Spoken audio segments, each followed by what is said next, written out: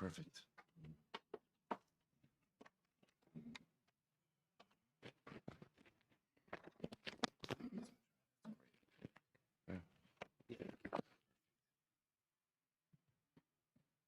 All right, Chaim on Zoom, you hear me all right? Excellent. Okay. All right, I will say good morning. I'm sorry for the bit of the delayed start. Let's begin by thanking our sponsors for this morning, our Talmud Torah sponsors for the month of Av, Max and Brenda Lapkovsky, in honor of Yitzchak Meir's upcoming bar mitzvah, Dr. Riva Mitzner, in commemoration of the first yarzheit of her father, Dr. Larry Schenk, Aryeh Ben Chaim, Jack Bennett, in honor of Sargent Omer Tviv, who was killed by a Hamas Anti-Tank Missile on the Gaza border on May 12, 2021. We thank our Daf Yomi sponsors, the Plunka Family, in commemoration of the yarzheit of the Steipler Gaon, incredible, Nisham Shtavin Aliyah, Hillel Dina Soclof, in memory of Hillel's brother, Shmaryahu ben Avraham Abba, Ira Miriam Grossman, in honor of the 100th birthday of Miriam's mother, Violet Howard, Mazel Tov, Paul and Kathy Pollack, actually a very beautiful, belated Hakaros Hatov, for the riveting and inspiring Divar Torah that Rabbi Silber's my son Avraham shared in their shul in Ahavas Sholom in Columbus, Ohio, while he was there for seed this past summer. And Yehud and Bracha Buchwalter wishing a Mazel Tov to Moshe Bernstein Cohen on his first birthday. Beautiful. What an array of sponsorships to begin the week. So also with that, let us begin. So today's daf is Chaf Vav 26. We are picking up in Yirtzeh Hashem on Chaf Hey Amud Beis. A lot to do today and a lot of really fascinating Gemara and some incredible sugyas ahead of us. So we left off Rabbi Abba Bar Zavda Omer Rav. It's 2, 4, 6, 8, 10, 12, about 14 lines up from the bottom. Rabbi Abba Bar Zavda Omer Rav. Chasan v'hashoshvinin v'chol b'nei ha'chopa peturim min ha'sukkah. So Rabbi Abba Bar Zavda says in the name of Rav that a chasan, right, a groom, shoshvinin. Shoshvinin are his attendants. Those are the individuals who are part of the immediate wedding party. So all of those individuals are patur from Sukkah. Again, we'll discuss why exactly that is. So the Gemara says, Kol Shiva, all 7 days. 7 days, of course, a reference to Sheva Brachas. So Chasan, all of his attendants, patur from Kriyat Shema, all 7 days. My time, what's the reason? Mishum deba'u l'mitri, because they have to celebrate. Because they have to celebrate, and the assumption is that the celebration can't really take place in the Sukkah. It says in the Gemara, I don't know, why not? Why can't they go ahead and eat in the Sukkah and celebrate in the Sukkah? Ein simcha ella b'chuppah. Because the Gemara says true simcha can only be experienced in the chuppah. Now this is interesting, because if you look at Tosis Divrei HaMaskil, Ein simcha ella b'chuppah, you see that Tosis? So if you look at the last 5 lines of that Tosis, the middle of that 5th to last line, Tosis writes, "V'tzarich l'dakdek mahi chuppah." What does that mean when the Gemara says "Ein simcha ella b'chuppah"? That simcha could only be experienced in chuppah. When we think about chuppah, so we think about again that little canopy that's in the wedding hall, right? What is Tosis? What is the Gemara referring to? So this is incredible. Di b'makom sheberechu tchila birchas nisuin kari lechuppah. Because if you think that it's talking about the actual bridal canopy under which the chassan and kala get married, sometimes that canopy is outdoors. In fact, there is a concept like this in halacha of dafka getting married under the stars, right? Dafka getting married outside or underneath the sky. I should say, not dafka under the stars, underneath the sky. So what's the chuppah? So the Gemara says, last 2 lines of Tosis. Elamakom ikar yeshivas chasan dekala v'kari lechuppah. Rather, the chuppah refers to the primary marital residence. V'lo makom ma'asei la'akrai ba'alma. But listen to this. The custom is Mana Gemara, which I think it's kedai to revive this, which is where would they make the chasana? They would have a house for the chasan and kala. Let's say, think about this. Instead of spending tens of thousands of dollars on a party, so you take that money, you put a down payment on a house, right? You make the chasana there. Who's invited to the wedding? Whoever can fit in the house. That's about it, right? That's the guest list. That's the guest list. And that was called the chuppah. Thank you so much. That's where the wedding festivities would take place in that home. And that of course would become, so that's the primary location for the actual wedding itself, for the Sheva Brachas, and that's the Makom Simcha of the Chassan and Kala. He says, V'sham mevarachim birchas chasan and kol shiva. And that home is actually where they would have Sheva Brachas. So everything about from the actual wedding itself through Sheva Brachas would all take place inside that home. So now the Gemara makes a little bit more sense. When we say that a chassan and all of his attendants, who are the people who are the wedding party, are exempt from Sukkah, that's because the primary simcha, right, the celebration of a wedding, took place in the chuppah being the marital home. So the Gemara says, I don't understand. So why not just go ahead and eat in the sukkah and celebrate in the chuppah? In other words, you could split it up. Do your eating in the sukkah, because after all it's sukkahs, right? And go ahead and do your celebrating in the marital home in Shalom Yisrael. No, because the simcha of Sheva Brachas is what? Is rooted in Suda, is rooted in the meal. So you can't go ahead and divide up the meal from the Simcha.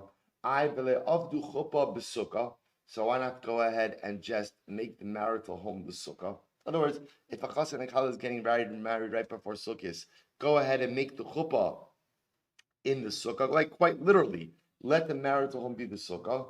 Abai said because there might be a problem of yichud. Now this is actually very interesting. If you look at Rashi, Rashi says over here, Mishum Yichud, it's about 6 lines from the bottom of Rashi.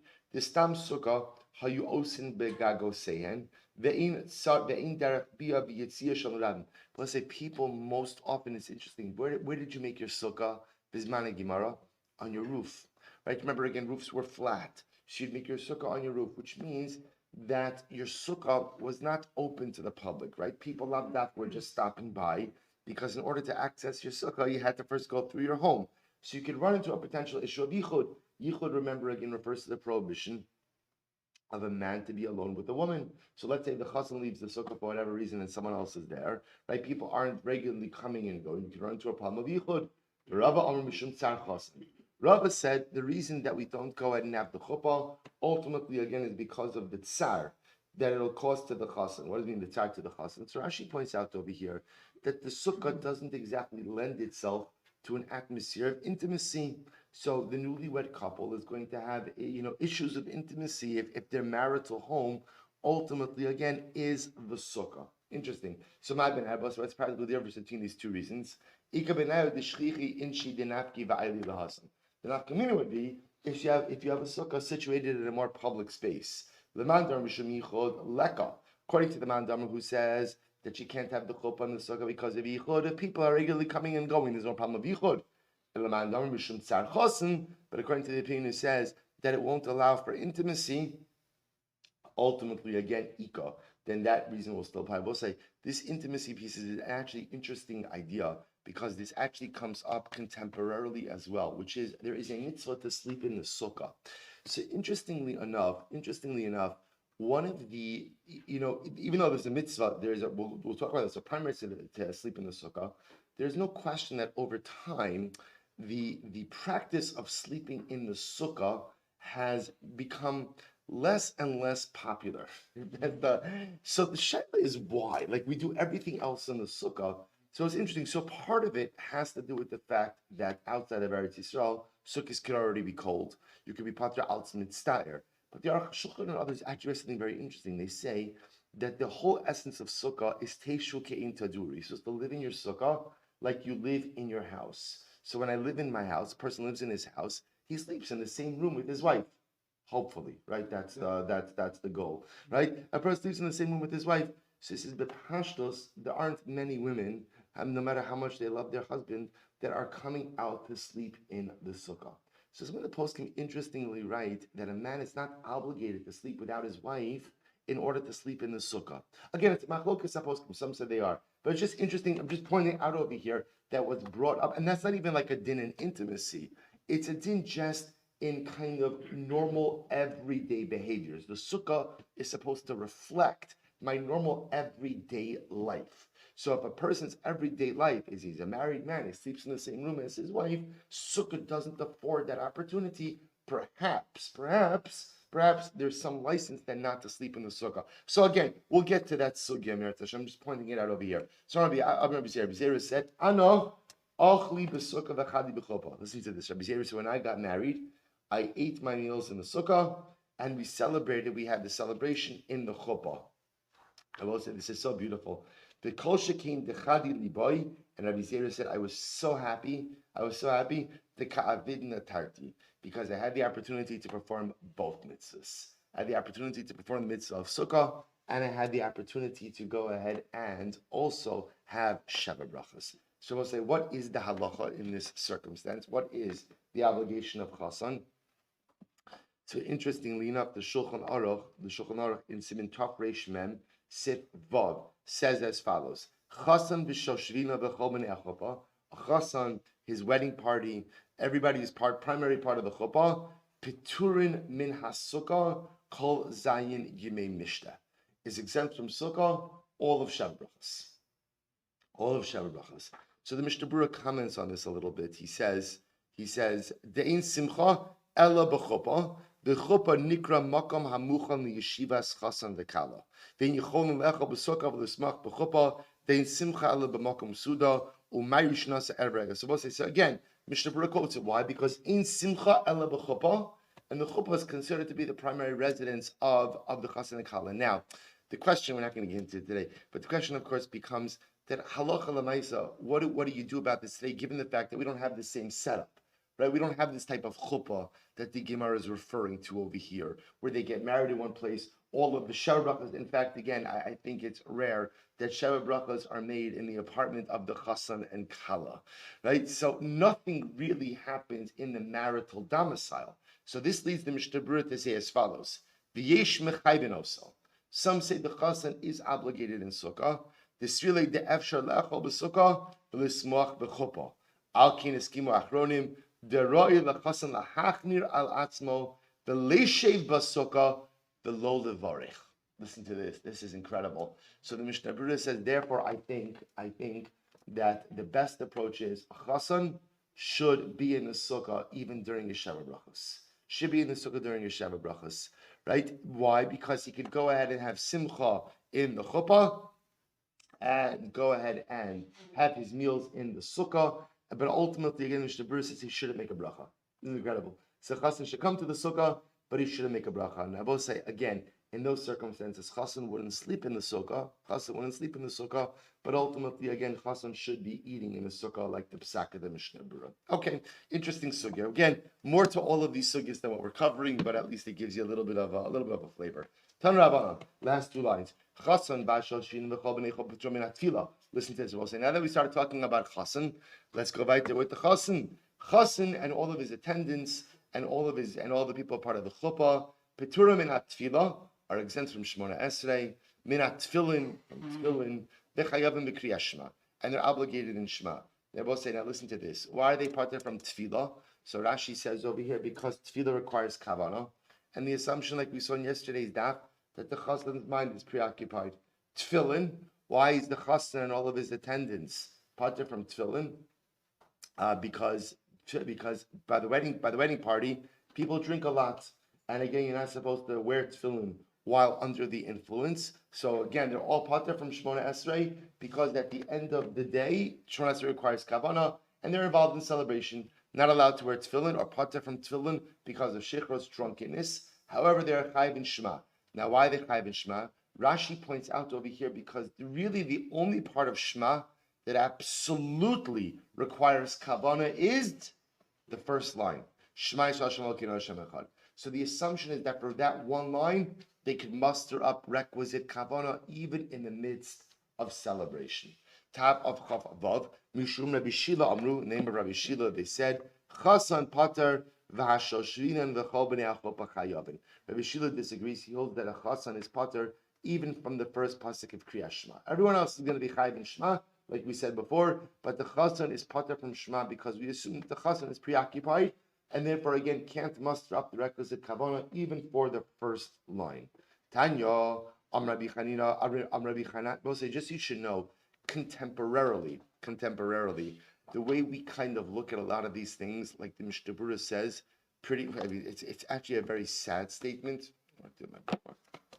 It's a pretty sad statement, but the Mishnah Berurah says today no one has kavanah anyway. So because no one has kavanah anyway, just daven. So again, it's a sad statement, but halacha l'maisa, a lot of these exemptions that we're talking about don't really apply contemporarily. So the Gemara says as follows. The Gemara goes right there. Tanya Rabbi Chananya ben Akavya. Kos ve'svarim tefillin umezuzos. Those who write Sifrei Torah, or again, Svarim, it doesn't just have to mean Sifrei Torah. Svarim could also mean, remember, all of their books were written in scroll form. So you wanted a chumashim, right? You wanted a chumash bereshis.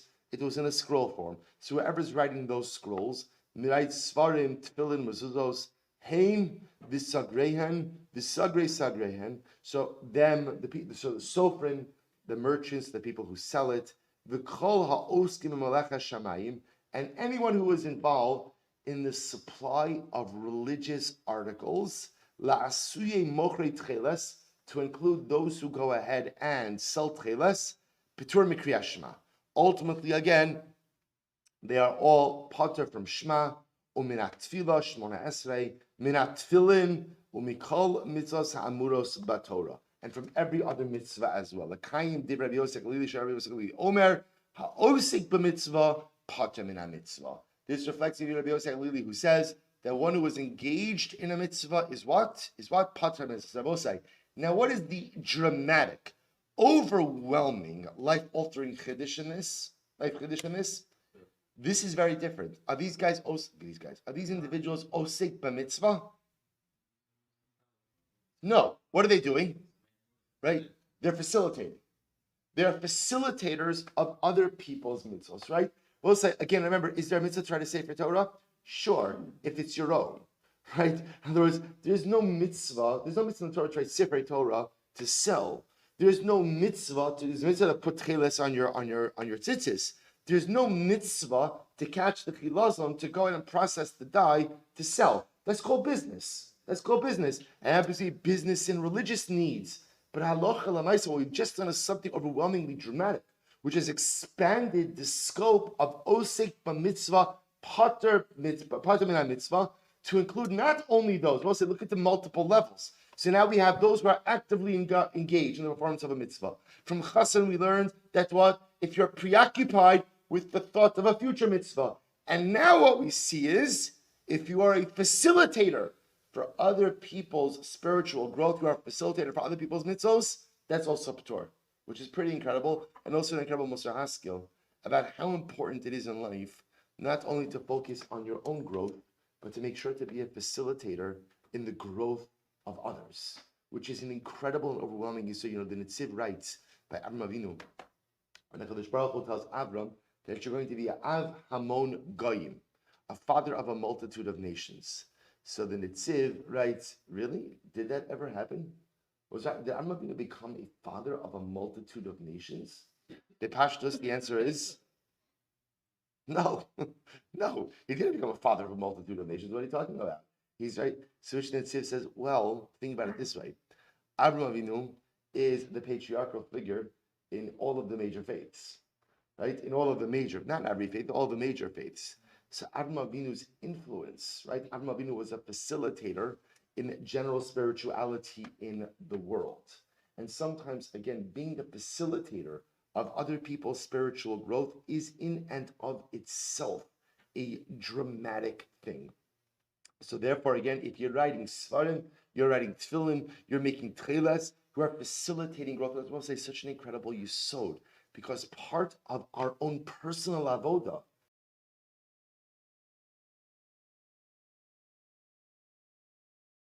build me, there's something lacking in my ruchnius. But if I build me and I simultaneously go ahead and help others in whatever way that I can also build themselves, that's shleimus. That's called, you see from Chazal, that's called facilitating growth in others, is called osek b'mitzvah.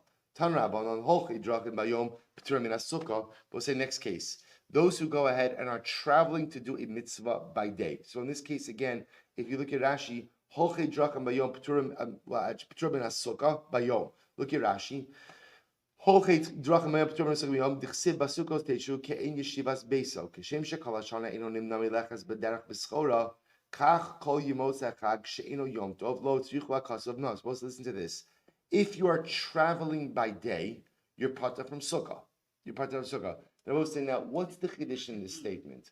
See, a person might have thought like this. A person might have thought, look, it's the Yom Tov of Sukkot. I have an obligation to go ahead and be in a Sukkah. If I travel, whatever the traveling is, I'm going to miss out on staying in the Sukkah. Right? Or I may even have to eat outside of the Sukkah because I'm not going to have an available Sukkah. To which the Gemara says, you can go. You can go. You could travel by day, even if you're going to be without the Sukkah, you're patur from Sukkah. Now, why is it, Abu Say? Because Rashi says the Sukkah experience mirrors the home experience. Does a person sit at home all day? I mean, the truth is, before the pandemic, right? Did people sit at home all day? No, you got up, you went to work, you have to go about the day. So it's normal to go ahead and leave the house. So because it's normal to leave the house, you're not going to have access to your home. It's normal to go ahead and leave the Sukkah as well. And you can leave the Sukkah, you'll be patur from the Sukkah by day. Those who are traveling by night, will be patur from the Sukkah at night, but chayiv by day. The Gemara says, "Bein bayom, bein balayla." If you're traveling by day and by night, good. If a person is traveling for a dvar mitzvah, So now, we'll say a person is on a mitzvah mission, whatever that might be. P'turin bayom, p'turin bayom bein balayla. We'll say, now here's what's interesting. If you're traveling for your own purposes, right, you're patur from Sukkah when? During the period of travel. Which makes sense, because the Sukkah is like my home. Just like I leave my home for certain needs, I'm permitted to leave my Sukkah for certain needs as well.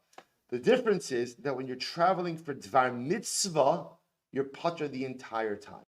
Right? You're patur the entire time. Bein bayom, bein balayla. Kiyad Rav Chisda, v'Rav Rav Huna, kiyavo ayli b'shavsa deregla lebereish kalusa.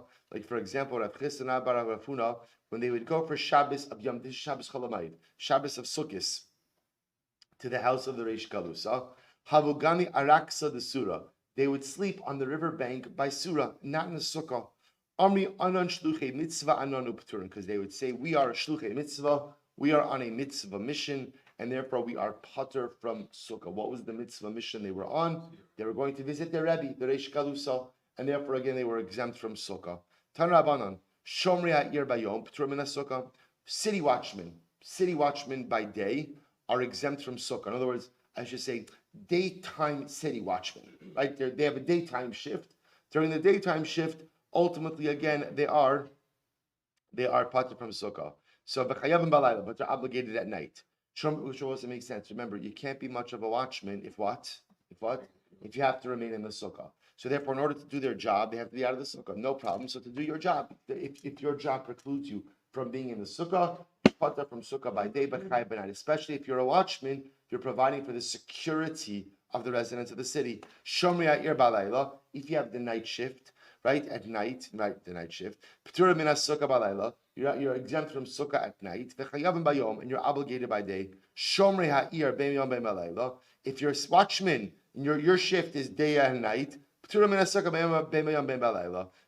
from Sukkah by day and by night. So I will say again, there's an individual who is providing ultimately a critical security service. So such a person is going to be exempt from Sukkah whenever their security services are required. Shomrei ganos upardesim.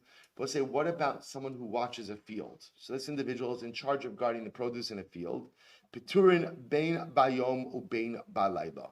He is patur by day and by night. Why doesn't the watchman just make a sukkah in the field and just sit in the sukkah in the field? Abaye Amar Teishu Ke'in Taduru. Because Abaye said ultimately again that halacha l'maisa the sukkah has to go ahead and mirror your home. Meaning what? That the utensils that you would normally use in your home, you would use in your sukkah.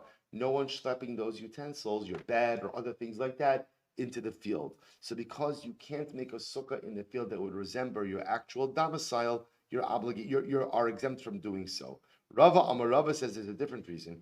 Pirza kor leganov, which literally means that it's an expression. A breach in the wall calls out to the thief. In other words, that when a thief sees a weakness or an area to exploit, he does so. I will say, which means like this: if the field watchman is sitting in a hut, the hut is closed on three sides, which then what? Which then prevents the watchman from having visibility on three sides. Any watchman who is blind on three sides is inviting the thief to cause havoc. My benayu to come into a karye depiri. What's the nafkamina between these two approaches? If all you're guarding is one pile of fruit right in front of you. Say if it's an issue of a blind side for the ganav, so okay, as long as the fruit is in front of you, you're good to go. If at the end of the day you're patur because teshu came to do it, because in the field you can't create a sukkah that resembles your home, then Allah Kalamaisa, even if it's only one pile of fruit, you would still be exempt from doing so. Shabbos say, what you begin to see over here is a little bit of a broadening of the exemption. Up until now, we've been speaking about an exemption from sukkah because one is involved in a mitzvah. Now what we've begun to see is an exemption of sukkah from sukkah because of activities of daily living. That, remember again, pretty much anything that you would be normally doing on a regular day anyway, which would prevent you from being in your home. If it prevents you from being in your sukkah, you're patur. So if your job takes you away from sukkah, you're patur from sukkah. If ultimately, again, you're in that you see all the examples. So we're broadening now that not only is there an exemption from sukkah because of mitzvah, but there may be an exemption from sukkah because of activities of daily living as well. Pretty amazing. So the Gemara goes back to cholim misham shemeyan, misham shemeyan. Yeah. So furthermore, again, people who are ill and their attendants are also exempt from sukkah. The chol that we're talking about who's exempt from sukkah is not a chol sheish bo sakana, not someone who is dangerously ill, right, or deathly ill. But obviously, such a person like that is exempt from sukkah. Ela afilu chol she'in bo sakana, even if you have a chol who's not in mortal danger. Afilu chash be'inav, even if his eyes hurt him. Afilu chash barosho, even if he just has a headache. So you will say, what's the logic over here? The logic over here is that halacha l'maisa, sukkah resembles your home. We'll say, if you were sitting in your house and there was a room with a draft and you had a headache and the draft was bothering you, assuming, let's say, you couldn't get rid of the draft, what would you do? You'd find another room. So in other words, and again, I would do that even for the slightest amount of discomfort. So the sukkah kind of resembles the same idea. What the Gemara is saying is, if I'm not feeling well, it doesn't have to be something dramatic. I have a terrible headache, and it's bothering me to be in the sukkah. In other words, let's say, remember, this presupposes that being in the sukkah bothers me more than if I were in the house. So under those circumstances, I could transplant myself back into my house. It doesn't have to be dramatic illness. One time, my eyes were bothering me. I was in Caesarea. Rabbi allowed me and my attendants to sleep inside the house. So even for a mere headache, even for a mere or an eye ache, ultimately, again, you're permitted to relocate. Rav Sharla Rav Acha Bardala, the Migna Bikilsa Besuka, Mishum Bake. We'll say this is a great case. Rav allowed Rav Acha Bardala to sleep under a canopy because of mosquitoes. Now, this is a halacha l'maisa case, right? So again, because of mosquitoes, he allowed us also. By the way, this is actually a very shaykh case. Let's say there's a mosquito issue, and a person is very susceptible, or sometimes a person is allergic, right? So ultimately, again, that would be reason to be able to locate inside of the home. Now, here I will say just the use of the canopy. Remember, again, going back, we spent a lot of time on canopies, the sugi of canopies. So this could either mean that, in this case, the canopy has the status of a tent, yet he was still allowed to go ahead and go under a tent, even though being in a tent precludes you from being in the mitzvah of sukkah, or perhaps this was the type of canopy that wasn't really an ohel. Whatever it is, the point the Gemara is making over here is that halacha l'maisa, even for insect discomfort, one could potentially relocate from the sukkah. Rava Sharli Rav Acha Bar Ada Lemigna Bar Metaltalasa Mishum Sircha de Gargishta. Rava allowed Rabbi Acha to go ahead and go sleep inside because apparently on the floor of his sukkah they had put down white sand, and apparently this white sand had some type of odor. In other words, he was bothered by an odor in the sukkah. Now, again, Mepharshim point out that it's possible this odor only bothered Rabbi Yochanan. In other words, it wasn't such a pungent odor, but Rabbi Yochanan was very sensitive to smell, and therefore, again, he was permitted to go inside of the sukkah because the smell was difficult for him. Inside the home, sorry. Rava l'tamid amar Rava mitztaer pater min sukkah. And both say Rava allowed all of these individuals to relocate for one simple reason: mitztaer pater min sukkah. If you are in discomfort, you are pater from sukkah. I will say again, remember going back to yesterday's daf, a very important caveat to this, which is, where must your discomfort emanate from? Where must it emanate from? From the sukkah, right? In other words, that if my discomfort is related to something other than sukkah, then Allah said, but if my discomfort is either, well, I should qualify that also. If my discomfort is either from the sukkah itself, like the case you saw in the foul-smelling white sand, or my discomfort is exacerbated by sukkah. I have a headache and it hurts more to be outdoors. The mosquitoes, right? So again, then you're pater from sukkah. An incredible yisod.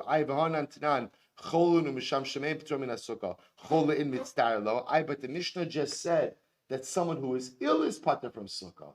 So from the Mishnah, the Mashmos is a chola, someone who's ill is pater, but a mitztayer, someone who's in discomfort. How do you know that such a person is pater? To which the Gemara says, Amri, chola hu mishamshav p'turin, mitztayer hu pater or mishamshav lo. Both say this is very interesting. Here's the distinction.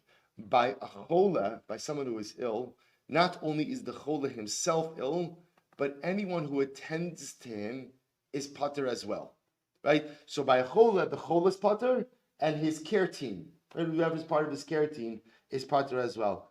By a mitztayer, right? So we'll say a mitztayer is just someone who's uncomfortable. By mitztayer, so the mitztayer himself, or it doesn't apply to women because woman is pater anyway. By mitztayer, the mitztayer is pater, but what? There's no care team, right? There's no like, oh, I have so much empathy that I feel, Reuven has such a bad headache. I feel his headache as if it was my own. Let's go inside together. No, that doesn't work, right? So again, by chola, it's even the care team. By mitztayer, it's only the mitztayer himself. We'll say we're going to get some really, really fascinating sugyas. So we go ahead and you could eat achilas aray.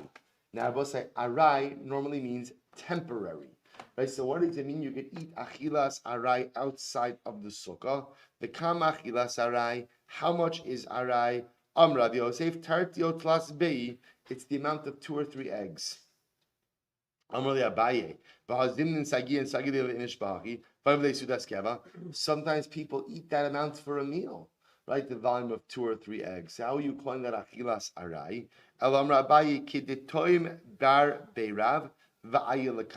Rather, Abaye says that what? It's the amount ultimately again that a Talmud Chacham eats before someone in yeshiva eats before he goes off to the base medrash. Rabbi said, what does this mean? If you look at Rashi says, "Kiditam bar beirav va'ayel lekala."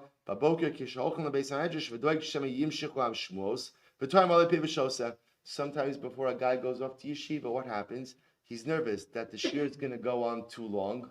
It's an age-old problem, right? The shir is going to go on too long. He's going to get hungry. So what does he do? He eats just a little something just before he goes, right? This way, again, his stomach is not growling if shir goes on. That's called achilas aray. Now, it's interesting because Rashi explains, or Rashi does not, v'toy male piv.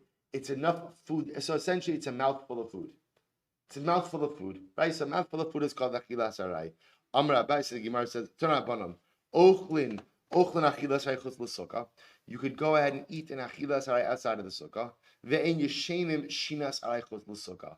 But you cannot sleep is shinas aray outside of the sukkah. So both say, so let's just use vernacular terms. So for example, you could eat a snack outside of the sukkah. Now we're going to have to define this because this is a big sugya in Hilchos Sukkah. So you can eat a snack outside of the sukkah, but you can't take a nap outside of the sukkah, right? So again, remember, normally you have to eat and you have to sleep inside of the sukkah. So the exception is you can eat a little bit, and achilas aray, we'll define what that is, but you can't take a little sleep, right? You can't take a nap outside of the sukkah. My time,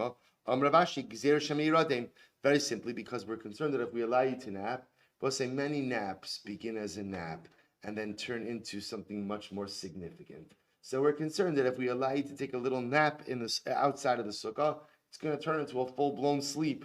Amalei Abaye, Elahadisanyo Yoshin Adam Shinas Rai B'Tfilin Avalo Shinas Keva. But we learned that a person is allowed to take a nap in his tefillin, but he's not allowed to sleep a regular sleep in his tefillin. Leicho Shema Yiradim. How are you allowed to nap? How are you allowed to doze in your tefillin? After all, maybe you'll fall fully asleep. Because what's the case? When are you allowed to nap in your tefillin? When you have someone else who's there who's going to wake you up. So you tell your friend, listen, I'm going to take a nap. But there's also presupposed people are wearing tefillin the entire day, right? So you want to tell your friend, I'm going to close my eyes for a few minutes, nap for a few minutes. Do me a favor, if you see me slipping into a deeper sleep, right, go ahead and wake me up. Maskiv or misharshia arveich arvat sarich. I have 1 second. What's to say your friend's not going to fall asleep? Literally, the guarantor of your guarantor, right? Your guarantor needs a guarantor. Maybe your friend's going to fall asleep also. This is interesting. What it says. So how are you taking a nap? Essentially in the crash position, right? You put your head between your knees, which is a very uncomfortable position. So therefore, again, you're not going to really fall asleep like that. Okay, and that's how you can nap with tefillin, because we're pretty sure in that circumstance you're not going to fall asleep. Rava Amar Ein Keva Lashina. Rava said sleep is sleep is sleep, and really you can't sleep at all. You can't sleep at all outside of the sukkah. Rashi says over here, Rava Amar L'Shema Yiradim Lo Kaishina Hilcha Petfillin Shari V'Sukkah Hainu Taimad Asher Shena Sarai L'Fisha Ein Keva Lashina. So Rava says, really, you're just not allowed to sleep at all outside of the sukkah. Tani Chada, Yoshin Adam B'Tfilin Shinas Arai V'Lo Shinas Keva. So we're going to point out we have 3 conflicting statements. One brisa says, or one Mishnah says, Yoshin Adam B'Tfilin Shinas Arai V'Lo Shinas Keva. That when wearing your tefillin, you can take a nap, but you can't take you can't get engaged in full-blown sleep. V'Tanya Yidach, another brisa says, Ben Keva Ben Arai. You can go ahead and sleep either keva or arai. V'tanya idach lo keva v'lo arai. And the third brisa says you can't sleep keva or arai. Supposed to say 3 different brises. Brisa number 1, you could sleep arai but not keva. Brisa number 2, you can sleep keva or arai. Brisa number 3, you can't sleep keva or arai. Look at it says not a contradiction. Last 2 lines. Hadinak et lubiadei. One brisa is talking about where you're holding your tefillin. We'll say if you're holding your tefillin in your hand, not wearing it, holding it in your hand. You can't sleep arai or keva. Why not? What are we concerned about? Dropping it. Ha de manchir bereishe. One is talking about where you're wearing your tefillin. If you're wearing your tefillin, you could sleep shinas, right? You could take a nap. But ultimately, again, you're not permitted to you're not allowed to fall into a full-blown sleep. Now Rashi says over here, what's the reason for this? Shema yafia. It's actually a concern of flatulence. It's a concern that when a person is asleep, they don't have the same level of control over their bodily functions, and ultimately, again, a person may do things that are disparaging to the sanctity of the tefillin. And lastly, hadiparas sudra iluya. The last case is where ultimately, again, you're not wearing your tefillin. You place the sheet over the tefillin. In that case, halacha lamaisa, you can sleep however you want. Shinas arai, shinas keva, not a problem. Just by the way, the Gemara says, "V'kama shinas arai." How much is a nap? Right? Well, what is a shinas? That's the definition. Tani Rami Bar Yecheskel kadei hiluch mea ama. It's the amount of time it takes to walk 100 amas. Tani Rami Hachi, a rice that supports this. Hayoshin b'tefillin baroa carry. If a person is wearing tefillin and has a seminal emission, so again, I will say a person has to remove the tefillin. So the Gemara says, Rashi says over here, V'ra carry, tzarich l'salkan meirosha ba'od carry up. He has to remove the tefillin immediately. So what does he do? Ochiz b'ritzua amudeis ve'ino ochiz b'ketzitza divi Rabbi Yaakov. Rabbi Yaakov says in that case, a person should not touch the bias directly.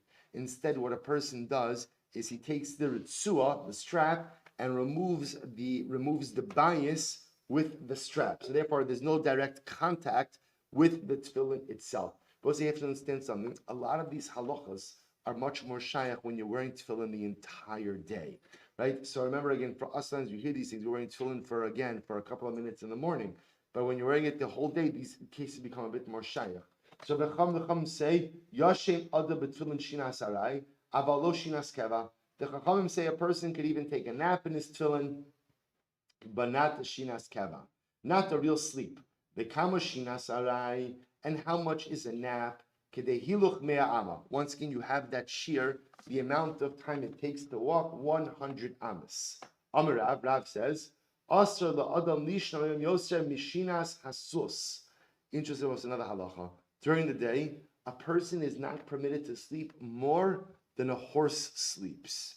How much does a horse sleep? The kamoshinas hasus, shisin nishmi, 60 breaths.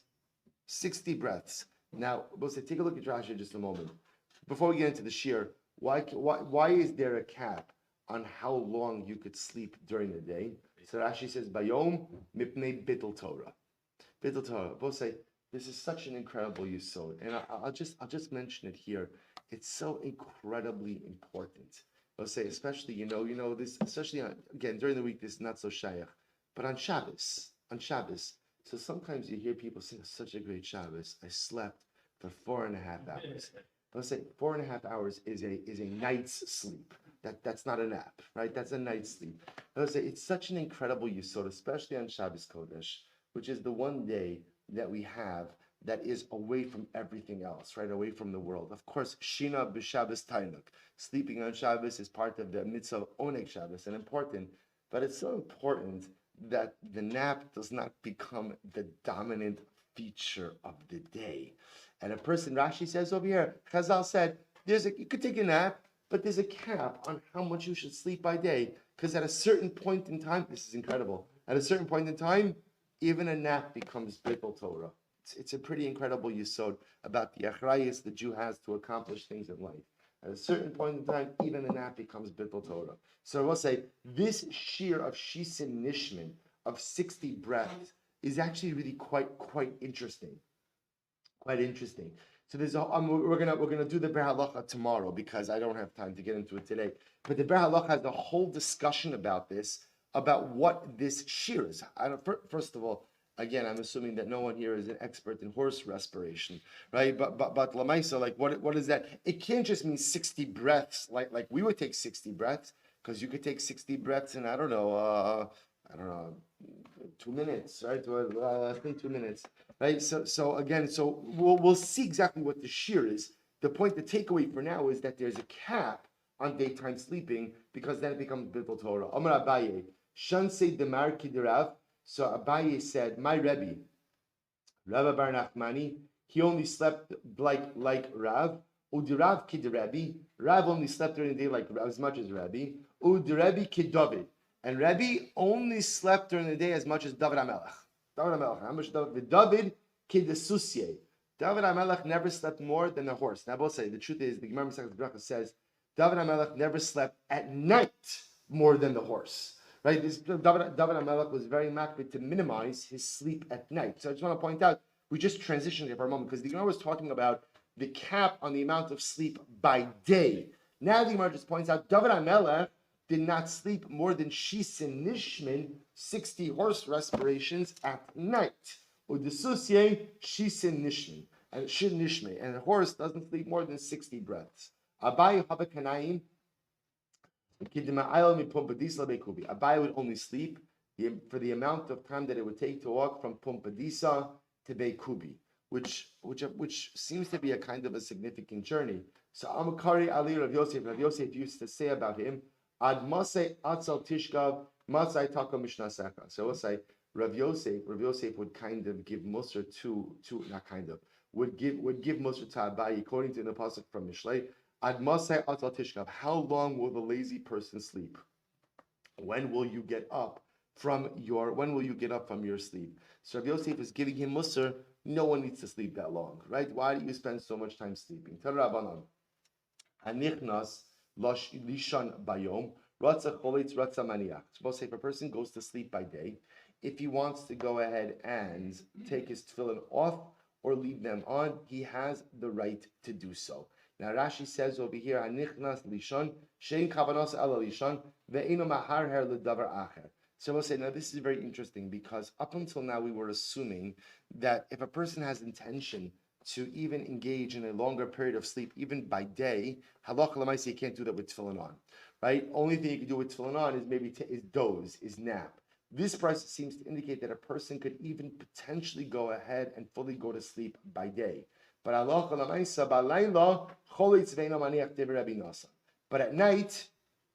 halacha l'maisa, you can't wear tefillin if you decide to go to sleep. In other words, even if your intention, Rashi points out over here, even if your intention at night is only to doze, only to take a nap, you cannot doze at night wearing your tefillin. And the logic of this price is what? Because at night, it's much easier for what? For a nap to turn into a full night's sleep. By day, we're not as concerned. By day, people don't usually engage in a full night's sleep by day. So if your intention is just to take a nap, we trust that that's going to remain your intention. So Rabbi Yossi Omer, you know what to say, we'll stop over here for today. We'll pick up Amir Hashem with Rabbi Yossi. I'm sorry we didn't. It was a long daf on the front end, but Amir Hashem will make up some time tomorrow. We'll finish the sugi of Tefillin Amir Hashem tomorrow.